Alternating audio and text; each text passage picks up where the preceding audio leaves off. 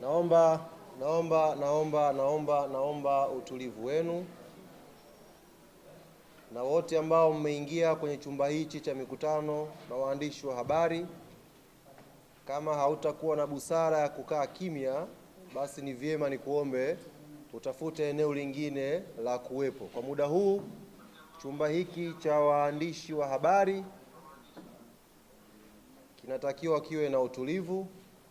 Mzungumzaji hapa ni mmoja, ni mimi. Kwa ningeomba pia na simu zenu ziwe silent, tuweze kulifanya jambo hili kwa haraka, tuweze kulimaliza. Fikiri kwa hayo machache tutakuwa tumeelewana, na kwa rehema zake Mwenyezi Mungu sasa nifungue mkutano huu na waandishi wa habari. Kwanza kabisa niwakaribishe sana ndugu zangu waandishi wa habari, na niwape pole kwa sababu ni short notice. Tumetangaza uwepo wa mkutano huu wa waandishi wa habari, lakini mmeitikia kwa wingi sana kuja hapa. Kwa hiyo pia niseme asante kwa kuonyesha mnajali na mko tayari kuhabarisha umma yale yote ambayo yanaendelea kwenye klabu yetu.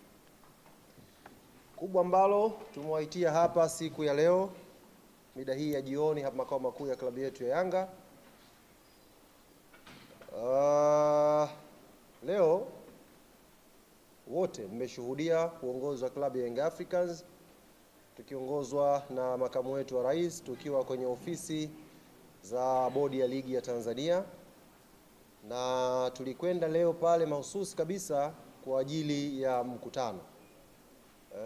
Siku ya tarehe 7 bodi ya ligi kuu hapa Tanzania iliwaandikia uongozi wa klabu ya Young Africans barua ya kuwaomba kushiriki kwenye kikao, na walikiita kikao maalum ambacho kilikuwa na ajenda moja tu, kujadili yanayohusu mchezo namba 184, mchezo wa Kariakoo Derby kati ya klabu ya Young Africa na Simba Sports Club. Na katika barua hiyo bodi ya ligi walituomba kwamba ushiriki wetu ni muhimu kwa maslahi mapana ya klabu yetu, ligi kwa ujumla na mchezo wa mpira miguu hapa Tanzania. Wito huu ulikuja siku ya tarehe 7, na leo uongozi wa klabu yetu ya Yanga ukatii wito huu kwa kufika kwenye ofisi za bodi ya ligi majira ya saa 4 kamili asubuhi kwenda kusikiliza ambacho tumeitiwa.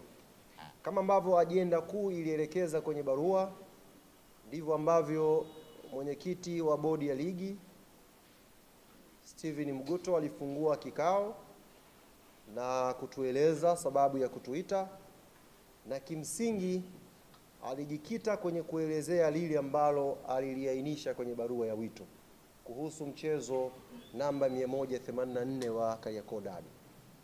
Waitaka kusikia kutoka upande wetu wa klabu ya Young Africans na sisi tusikie kutoka kwao. Kuclarify hapo, nimeona waandishi wengi, wachambuzi wengi mmeandika kilikuwa ni kikao cha maandalizi ya mechi. Si kweli.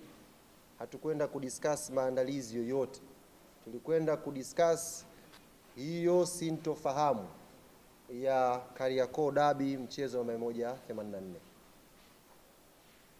Yamejadiliwa mengi kwenye kikao kile, na sisi klabu ya Young Africans tulipopewa nafasi ya kuzungumza tulizungumza mengi vile vile, kama ambavyo bodi ya ligi ilizungumza mengi pia kupitia kwa afisa mtendaji mkuu wa bodi ya ligi. Na baada ya pale tulifunga kikao kwa mwenyekiti wa bodi ya ligi kutujuza kwamba amepokea yale ambayo klabu ya Young Africans imeyafikisha na wanakwenda kuyafanyia kazi. Na CEO wa bodi ya ligi alisisitiza kwa uharaka wa ambayo tumeyasema na uharaka wa mchezo wenyewe, basi atafanyiwa kazi haraka ipasavyo na tutapata majibu kwa njia rasmi ya taasisi. Tumeondoka pale, tumefika hapa ofisini, tumemwona mtendaji wa bodi ya ligi Almas Kasongo akizungumza na waandishi wa habari na akigusia au akielezea yale ambayo yametokea kwenye kikao kile. Jambo zuri amelifanya, lakini kwa masikitiko makubwa ambayo tuko nayo, tulifikiri kama aliamua kuyazungumza yaliyozungumzwa kwenye kikao, basi alikuwa na fursa ya kuzungumza yote. Azungumze yote ambayo yalijadiliwa kwenye kikao. Sio unazungumza kidogo, unaacha kidogo. Sasa kwa kuwa alikuwa na fursa ya kuzungumza mengi na ameyaacha, nitumie fursa hiyo kuyazungumza yote ambayo yamezungumzwa kwenye kikao. Na hatufanyi hivi kwa lengo la kushindana na mtu. Tunafanya hivi kwa sababu jambo hili lina interest ya public, lina interest ya umma, na umma hautakiwi kupotoshwa kwenye jambo hili hata kwa bahati mbaya. Kila taarifa ambayo tunakubaliana iende public, basi iende ikiwa imekamilika. Taarifa isiende nusu au mtu usichague taarifa kwa sababu inakupendelea wewe au inakufeva ndio uitoe kwa public. Toa taarifa sahihi kama umeamua kutoa taarifa sahihi. Moja katika mambo ambayo uongozi wa klabu ya Young Africans uliauliza kwenye kikao, na ni swali ambalo wanachama, mashabiki na wapenzi wa klabu yetu wamekuwa wakijiuliza, na sio hao tu pekee, wadau wa mpira wa miguu nchi hii wamekuwa wakijiuliza, na sio hao tu pekee, hata nyie ndugu zangu waandishi wa habari mmekuwa mkijiuliza swali hili na hampati majibu. Swali gani? Ni kuhusu ripoti ya uchunguzi wa mechi ya Kariakoo Derby iliyopangwa kuchezwa Machi 8. Nini kilitokea hadi ile mechi ikaahirishwa? Hatujawahi kupata ripoti. Nyie hamjui ripoti, na sisi hatujui hiyo ripoti. Ilikuwa swali la kwanza kuulizwa kwenye kikao. Ndio maana nikasema unapokuja kuelezea taarifa ya kikao, ni vyema ukaelezea taarifa yote, usiguse nusu nusu. Hapa kwenye ripoti, ndugu zangu waandishi wa habari, ni kweli bodi ya ligi wamekiri ripoti ipo na wanayo ya kilichotokea Machi 8. Na afisa mtendaji mkuu wa bodi ya ligi Almasi Kasongo akakiambia kikao, ripoti ile yako mambo ambayo yanawafanya washindwe kuisema public, ikiwemo kwa mujibu wake, ikiwemo katika ripoti hiyo inaonyesha yupo kiongozi mkubwa wa serikali ambaye ndani ya kikao walimtaja, alipiga simu geti la Benjamin Mkapa lisifunguliwe siku ya Machi 7. Nashangaa kwenye taarifa yake aliyozungumza na waandishi hajalisema hilo, lakini ndani ya kikao amekiri ripoti iko wazi. Kwa hiyo nitumie fursa hii kuwaambia ndugu zangu waandishi wa habari, kuwajuza umma na Watanzania kwa ujumla, ripoti ya kilichosababisha Machi 8 mechi isipigwe ipo tayari na bodi ya ligi wako nayo.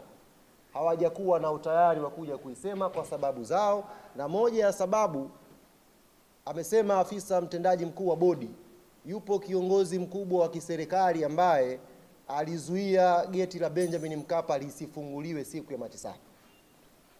Kwa hiyo nitumie fursa hii kumwambia Almasi Kasongo, kumuomba akiwa anazungumza next time nikipata fursa ya kukutana naye, waambie Watanzania wanataka kujua ripoti ya Machi 8 clean ilivyo, eleza umma upate kufahamu. Umma hautaki kubaki na sintofahamu. Mbali na hilo, tuliwasilisha ripoti yetu na tukaeleza matakwa ya klabu ya Young Africans. Tuliwasilisha ripoti yetu na tukaeleza matakwa yetu ya klabu ya Young Africans. Ni kweli tumeainisha matakwa haya manne kama mlivyoambiwa na kama mlivyosikia na kusoma. Tumepeleka matakwa haya manne. Lakini ukweli ambao hamjaambiwa, matakwa haya manne tumeyagawa kwenye phase mbili. Kuna matakwa ya muda mfupi na kuna matakwa ya muda mrefu. Tuelewane vizuri ndugu zangu waandishi wa habari. Na hii taarifa ni muhimu mkaipata ikiwa imenyooka ili umma upate kuelewa. Tumeitwa kwenye kikao kwa sababu ya mchezo namba 184. Mchezo huu ulihairishwa Machi 8, umepangiwa tarehe 15. Klabu ya Yanga imesema haitashiriki huo mchezo. Na ndio msimamo ambao uliwasilisha kwenye kikao mbele ya bodi. Ili tuweze kushiriki mchezo huo, tulikuwa na matakwa yetu mezani. Na matakwa hayo jumla yalikuwa manne. Katika haya manne, ndugu zangu waandishi wa habari, matatu ni matakwa ambayo tunaamini yakitekelezwa kwa haraka klabu yetu ya Young Africans itakuwa tayari kwenda uwanjani kwa tarehe nyingine tofauti na 15 kwenda kucheza mechi ya Kariakoo Derby. Lakini takwa moja katika hayo manne ni takwa la muda mrefu, sio takwa la leo wala kesho. Kwa hiyo asitokee mtu akawadanganya kwamba klabu ya Yanga imekuja kuomba haya, akafu katika haya kuna mchakato sijui upitie uende wapi. Ni uongo. Tumeomba matakwa manne na matakwa haya yapo kwenye phase 2. Na barua yetu tuliyowasilisha bodi ya ligi imejielezea specific kwamba mkitekeleza matakwa haya matatu, mbungi inapigwa. Ili moja ni takwa kwa ajili ya mpango wa muda mrefu. Matakwa haya manne ni yapi? Na matatu ambayo specific tumeainisha ili yafanyiwe kazi tuweze kucheza pia ni yapi? La kwanza linakwenda sambamba na la pili. La kwanza, klabu ya Young Africans imetaka kuvunjwa mara moja na kujiuzulu kamati nzima ya uendeshaji na usimamizi wa ligi kuu Tanzania. Hii ilikuwa namba moja. Kuvunjwa au kujiuzulu kwa kamati nzima ya uendeshaji na usimamizi wa ligi Tanzania. Takwa hili linakwenda sambamba na takwa la pili la kujiuzulu kwa afisa mtendaji mkuu wa bodi ya ligi, CEO wa bodi ya ligi. Kwa nini takwa la kwanza na la pili linakwenda pamoja? Na kwa nini tumesema hili likitekelezwa klabu ya Young Africans iko tayari kucheza mchezo na 184? Kwa sababu kuhairishwa mechi ya Machi 8, tunaamini kama klabu hapakufuatwa utaratibu na palikuwa pana uvunjwaji mkubwa wa kikanuni. Hapana utaratibu uliofuatwa na kulikuwa na uvunjwaji mkubwa wa kikanuni. Hivyo tunaamini CEO wa bodi ya ligi na kamati ya uendeshaji na usimamizi wa ligi ilifanya haya kwa makusudi kabisa kwa ajili ya kuipa favor timu fulani.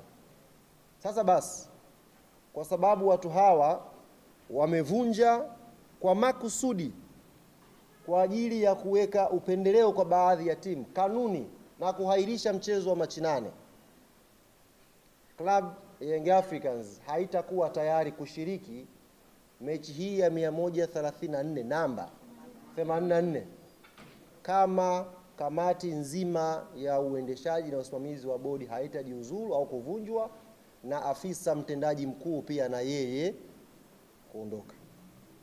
Jambo la tatu ilikuwa ni kujiuzulu kwa katibu mkuu wa TFF, ndugu Wilfred Kidao. Kwa nini uongozi wa klabu ya Young Africans umeweka hili kama takwa? Ndugu zangu waandishi wa habari, hiki kilio mmekuwa mkikisikia sana. Na sio ukisikia, mmekuwa mkikiona. Kumekuwa na maamuzi ya hovyo, maamuzi mabovu kwenye michezo ya ligi kuu Tanzania msimu huu. Waamuzi wamekuwa wakifanya maamuzi ya hovyo sana. Lakini kwa bahati mbaya, waamuzi hawa wamekuwa wakijirudia kwenye mechi na hawachukuliwi hatua yoyote licha ya kufanya madudu kwenye baadhi ya mechi.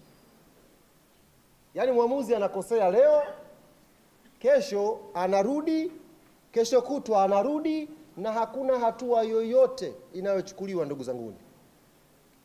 Sasa kamati ya waamuzi ipo chini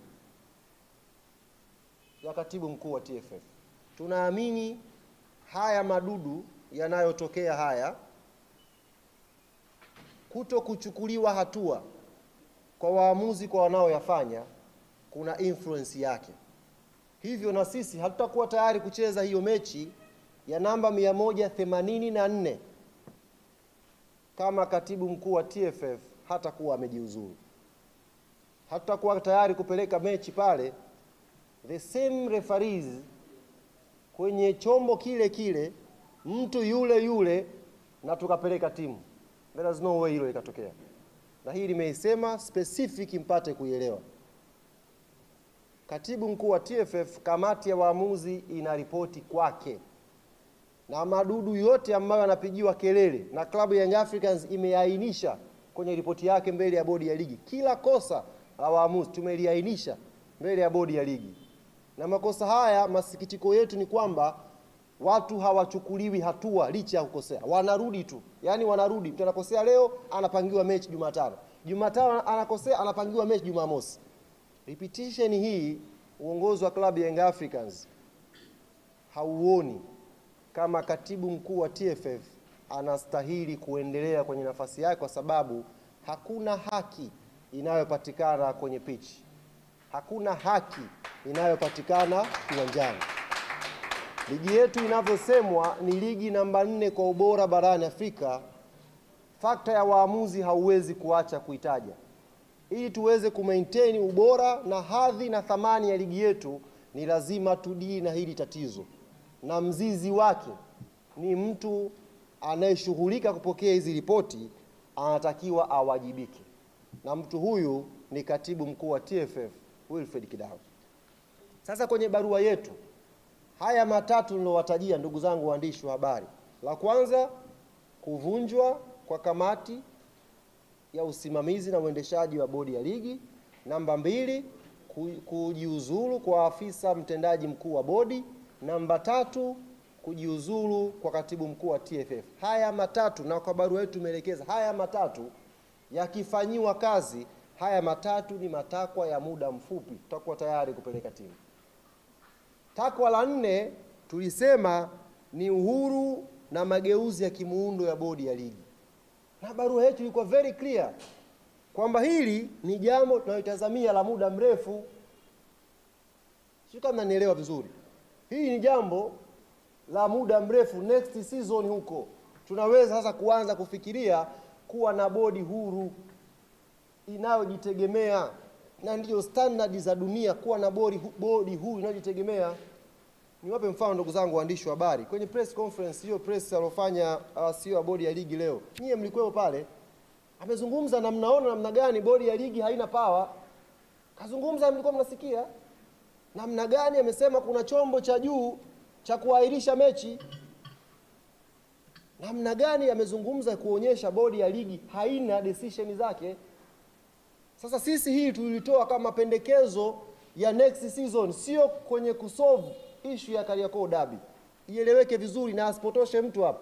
Maana nimeona CEO wa bodi ya ligi amepiki huo kama mfano, kama mapendekezo ya Yanga ni ya muda mrefu, kwa mfano muundo wa bodi ya ligi. La kuondoka yeye hajasema. Yeye kapiki kwamba bwana mapendekezo ya Yanga ameyaleta, ukiyatazama mengi ni ya muda mrefu. Hatuwezi kuyashughulikia hapa, sio iende wapi. Matatu ya muda mfupi tumeainisha, na barua yetu ilikuwa very clear kwake yeye. Hakuna muda mrefu, very clear, ni ya muda mfupi.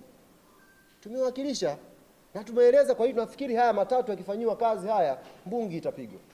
Sasa niwaambie ndugu zangu waandishi wa habari, kama haya matatu hayatafanywa kazi, kama kamati ya uendeshaji ya ligi haitavunjwa na hawatajiuzuru, kama afisa mtendaji mkuu wa bodi hatajiuzuru, kama katibu mkuu wa TFF hatajiuzuru, klabu yetu ya Young Africans msimamo wake ni huu: hatutashiriki mechi namba 184, hatutacheza mechi zilizobaki za ligi msimu huu, 2 zilizobaki. Klabu yetu haitashiriki pia ligi kuu msimu ujao. Yaani sio kwamba ni hapa. Hatutacheza mechi namba 184, hatutacheza viporo viwili vya ligi vilivyobaki, hizo mechi 2 za ligi, na hatutashiriki rasmi ligi kuu msimu ujao. Taratibu nyingine zote zinaendelea kwa kamati tendaji. Tutakwenda wapi, tutafanya nini, tunajua cha kufanya. Na nitumie fursa hii kuwaambia wote ambao mnafikiri kwamba tunafanya mzaha, ndugu zangu, kwenye hili we are more than serious. Tuko serious zaidi ya mnavyodhani, zaidi ya mnavyofikiria. Na kama yuko mmoja wao pengine anakaa na kuwadanganya kwamba kuna pointi ya Yanga itapunguzwa, ndugu zanguni, huyo mtu aache hayo mawazo mara moja. Hakuna pointi ya Yanga itaguswa, na kama yuko mwanaume kugusa hiyo pointi aguse, aone nguvu ya wananchi inazungumzaje. Kama yuko huyo mtu ambaye anawaambia punguzeni pointi hapa, aguse na ajaribu kugusa hata nusu pointi. Hiyo pointi 15 mbali, nusu pointi aguse, alafu ataiona nguvu ya wananchi inazungumzaje. Hizi pointi 73 ndugu zangu tumezipata kwa jasho sana. Haikuwa rahisi Yanga kuwa kinara wa ligi sasa hivi. Kuna jasho limemwagika. Kuna fedha imetoka hapo. Watu wameingia gharama. Watu wamepata shida, wameacha familia zao kusafiri umbali mrefu kuisupport hii timu. Alafu ukae na tai useme na kata pointi. Jaribu kugusa pointi moja ya Yanga Afrika. Jaribu. Na niongezee hapa, tuonyeshe kwamba we are very serious kwenye hili. Nimeona leo imetoka taarifa fainali ya kombe la shirikisho la CRDB tarehe 28 Zanzibar. Niambie ofisi ya katibu mkuu wa TFF na tuwaambie wenye mashindano haya benki ya CRDB. Klabu ya Yanga haitacheza mchezo huo wa fainali kama hatujalipwa pesa yetu ya ubingwa msimu uliopita. Tuko very clear. Mpaka maana tumeleana kwa muda mrefu hapa. Kama hatujalipwa deni letu, haki yetu ya ubingwa ya kombe la shirikisho la CRDB msimu uliopita, Yanga haitacheza hiyo mechi, na huko pia hatuchezi. So very clear. Kama hatujalipwa hela yetu ya ubingwa, hii ni haki yetu. Msimu mzima tumeisubiri hapa, tumeshaandika barua sana. Tushaandika sana barua hapa. Sasa iko very clear, na huu ndio msimamo wa taasisi. Kama hiyo hela hatutalipa ya ubingwa, taarifa hii ifike kwa ofisi ya katibu mkuu wa TFF, iwafikie na wenye mashindano benki ya CRDB. Yanga hawatakuja Zanzibar kucheza hiyo mechi mpaka hela imeingia kwenye akaunti. Zaidi ya hapo hakuna maelezo mengine.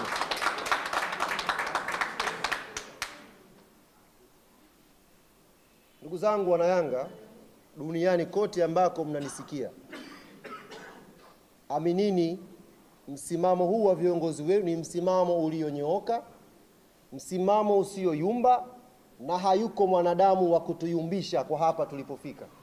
Tutasimamia haki yetu kwa maslahi mapana ya klabu yetu na maslahi mapana ya mchezo wa mpira wa miguu Tanzania.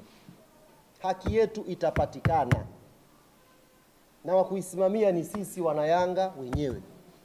Viongozi ambao tumewachagua kuwaweka madarakani ni viongozi ambao wamenyooka na wanasimamia kwenye haki wanayoamini klabu ya Yanga inastahili kuipata.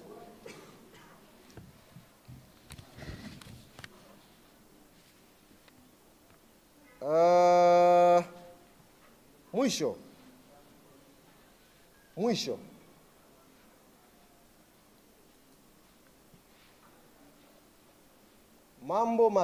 matakwa matatu ya muda mfupi ambayo klabu ya Yanga tumeyapeleka bodi ya ligi kwamba yakifanyiwa kazi hayo, Yanga iko tayari kushiriki mchezo kwa tarehe tofauti na tarehe 15. Kwanza wayafanyie kazi, tukishaona wamefanyiwa kazi hayo matatu, watupe tarehe nyingine. Timu itakwenda kucheza hiyo mechi, uwanja wowote ule tutakwenda kucheza hiyo mechi.